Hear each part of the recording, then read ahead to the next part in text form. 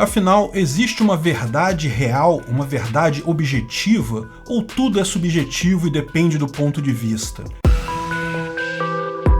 Esse é o Visão Libertária, sua fonte de informações descentralizadas e distribuídas. Na década de 1920, o escritor japonês Ryonosuke Akutagawa escreveu um conto rápido chamado Yabu no Naka, ou Em uma Moita de Bambu. Nesse livro, ele contava uma história passada no Japão medieval em que o samurai era encontrado morto em uma moita de bambu. Ao tentar descobrir o que aconteceu, as 3 testemunhas visuais do crime dão versões diferentes sobre o ocorrido, implicando a si mesmas. Todas as versões são perfeitamente compatíveis com as demais informações que se tem sobre o ocorrido, portanto são versões críveis que parecem igualmente válidas. As testemunhas também não mentem para tentar se eximir do crime, ao contrário, as versões parecem sinceras e de fato implicam a própria testemunha no crime. Portanto, estamos diante de um crime cujas testemunhas visuais têm lembranças não apenas diferentes, mas totalmente incompatíveis entre si, embora todas lógicas e razoáveis. Qual delas está falando a verdade? Esse livro fez muito sucesso no Japão, na época ganhou muitos prêmios, mas ficou muito mais conhecido no resto do mundo quando Akira Kurosawa, um importante cineasta japonês, fez, na década de 1950, uma versão para o cinema dessa história. O filme Rashomon, na verdade, junta esse conto com outros contos, então a história é um pouco diferente, mas a ideia central é a mesma. No filme vemos de novo cada testemunha sobre a morte do samurai, dando uma versão diferente com igual validade. E o filme nos deixa um questionamento. Será que existe verdade absoluta? Todas essas versões não seriam verdades também, mesmo sendo incompatíveis entre si, não são também fatos? Pois bem, esse filme fez muito sucesso no mundo todo. Até aqui, ok, isso é ficção, você pode imaginar que legal, o cara bolou uma história impressionante, o filme é legal, mas é ficção. Isso não aconteceria na vida real, porque é algo totalmente alheio a um conceito fundamental. Só pode haver uma verdade. No final das contas, apenas um dos testemunhos dados era válido, os outros estavam mentindo, ou pode ter sido uma outra coisa diferente, de forma que as 3 testemunhas estivessem mentindo. Não tem como fugir do fato que existe uma verdade objetiva. Alguém matou o samurai. E é aqui que a coisa fica complicada, porque várias profissões, vários estudiosos já se depararam no dia a dia exatamente com esse tipo de problema. A verdade objetiva pode até existir, porém ela é inalcançável. Nunca saberemos a verdade objetiva e só podemos nos contentar com versões subjetivas sobre os fatos. Já existia, inclusive, esse conceito em filosofia. Nietzsche já falava sobre não haver verdade absoluta, sobre tudo serem versões de um fato. Além disso, no estudo do direito moderno, muitos advogados, juízes, promotores se deparam na prática com esse tipo de situação. Psicólogos também observam esse comportamento, de que testemunhas, mesmo com a maior boa vontade, mesmo sendo sinceras, apresentam versões incompatíveis sobre o mesmo fato. Em muitas situações, a verdade objetiva ou verdade real é só uma ilusão que jamais será de fato obtida. Como dizia Nietzsche, o homem buscando a verdade é como um náufrago que morre de sede no meio do mar. Esse fenômeno já era documentado antes do filme, mas após esse filme, que fez muito sucesso, como falamos, os estudiosos passaram a chamar esse fenômeno de efeito Rashomon, um efeito psicológico e social que faz com que pessoas que presenciaram em primeira mão um evento apresentem versões totalmente distintas para esse evento ao relatar o mesmo posteriormente. Tipicamente, esse tipo de coisa acontece com mais frequência quando não existem provas ou quaisquer outros meios materiais de se verificar tais fatos. A testemunha, no caso, é o único meio de prova e, além disso, existe uma pressão social para se descobrir o que aconteceu. São eventos em que as testemunhas se sentem pressionadas, seja pela sociedade em geral, seja por uma figura de autoridade que está cobrando a verdade daquela pessoa. Quanto mais pressionadas as testemunhas, mais elas tendem a gerar discordância entre seus depoimentos. Muitos podem pensar, lógico, algumas pessoas estão mentindo nessa situação. Elas sabem a verdade, mas justamente por ser um caso crítico, elas estão se sentindo pressionadas, elas acabam estavam mentindo sobre isso. Porém, não é isso que a experiência mostra. Mesmo quando o resultado é totalmente irrelevante para as testemunhas, elas não seriam implicadas de forma alguma no caso, ainda assim os relatos tendem a ser diferentes. No final, o mecanismo dessas versões divergentes parece ser mais interno. As pessoas realmente se lembram de formas diferentes do mesmo fato, de formas tão diferentes que chegam a ser contraditórias entre si. Isso não é algo impossível de conciliar com o que sabemos sobre o funcionamento do nosso cérebro. Nossa memória não é um papel em branco que vamos escrevendo as coisas para nos lembrar depois. Recordamos das coisas por associação com ideias, conceitos, fatos que vivemos anteriormente, inclusive emoções e sentimentos. Como cada pessoa tem uma experiência de vida única,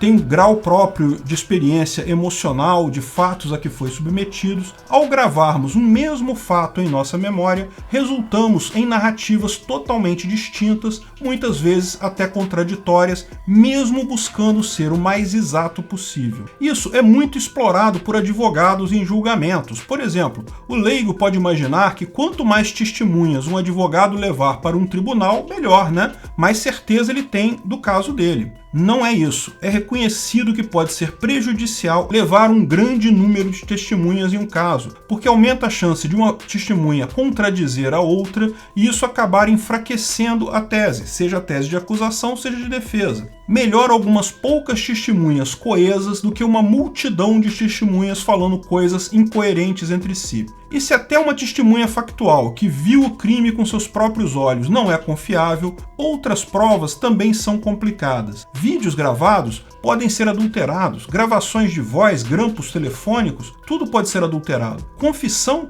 existe uma enorme quantidade de confissões por tortura psicológica, física e até por problemas psicológicos do confesso. Ninguém duvida que existe uma verdade objetiva, alguma coisa aconteceu. A questão mesmo é, essa verdade pode ser inacessível. Tudo o que temos são relatos subjetivos. Mas não para aí. No direito processual penal é muito conhecida a expressão verdade processual ou verdade do processo, que não necessariamente é a verdade real, o que realmente aconteceu. De fato, é bastante explícito no direito processual penal que a busca pela verdade real é um beco sem saída que não se deve buscar. Não apenas pela dificuldade de formar tal verdade a partir das evidências e testemunhos, provas e gravações, mas também porque existem outras limitações, o que inclui o conceito de prova ilícita e também da teoria dos frutos da árvore envenenada. Essas teorias jurídicas dizem que uma prova obtida de forma ilícita pela acusação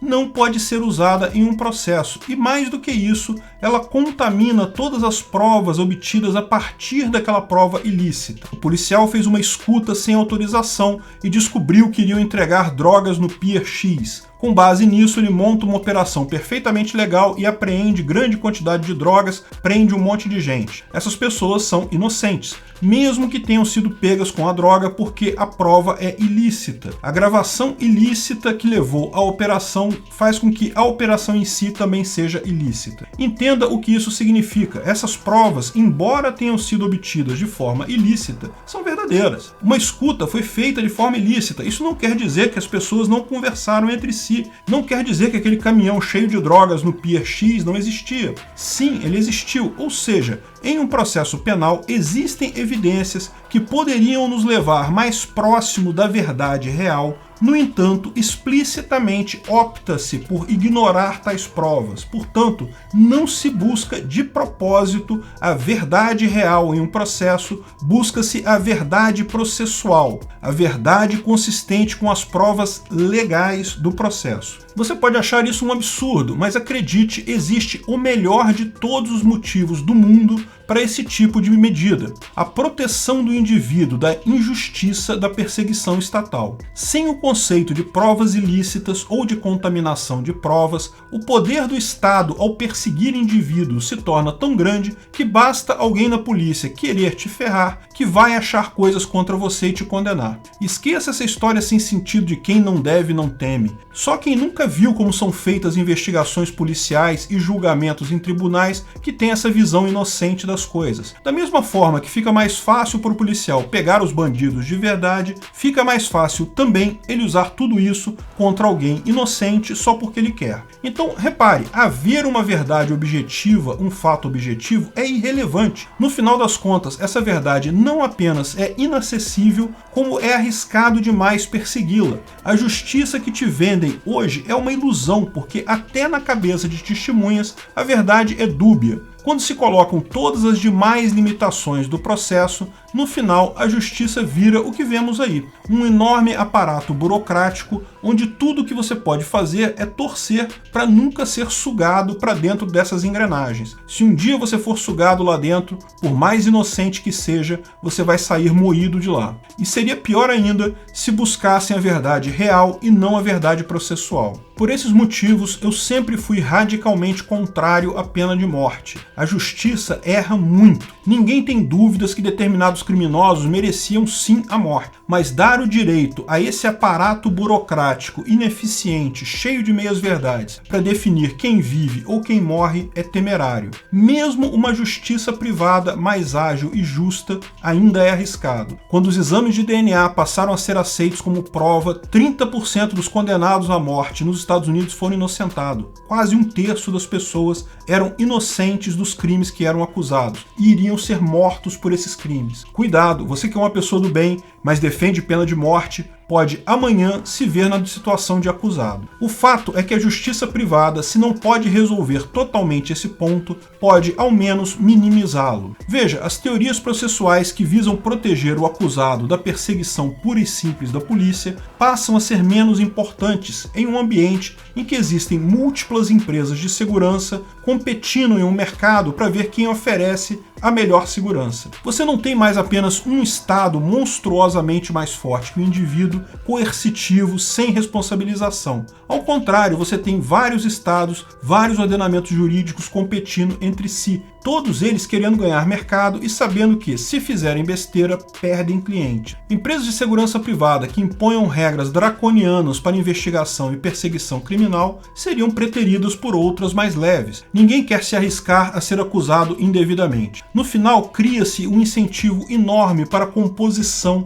entre vítima e autor, que é muito mais positivo que o processo penal que temos hoje. Se você não sabe o que é uma sociedade de leis privadas, veja o vídeo O que é uma sociedade de leis privadas no canal Ancapsu Classic. Não, a sociedade de leis privadas não vai resolver todos os problemas do mundo. O efeito Rashomon, como vimos, é algo psicológico, tem a ver com a forma como geramos nossas lembranças. O problema da verdade processual versus verdade real sempre vai existir, mas a sociedade de leis privadas certamente permitirá atingirmos um grau muito mais próximo à verdade real nesse sentido, simplesmente pela ausência de coação estatal. Obrigado pela audiência. Esse vídeo foi um oferecimento de armataweb.com, cloud e serviços de data center, 100% de compromisso com a satisfação e privacidade dos clientes. Aceitamos Bitcoin, veja o link na descrição do vídeo. Se você gostou desse vídeo, clique no like e compartilhe ele em suas redes sociais. Se inscreva no canal para nos ajudar, clicando no botão vermelho abaixo. Se quiser ser avisado de novos vídeos, clique no sininho ao lado. Até a próxima!